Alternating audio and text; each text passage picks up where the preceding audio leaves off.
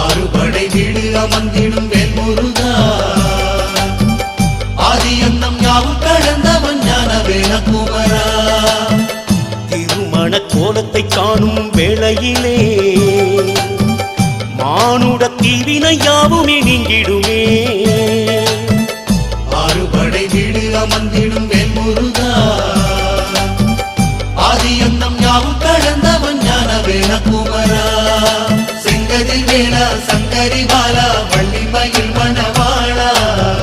தஞ்சம் என்று உன்னை பணிந்தோம் தென்பழனி வடிவேலா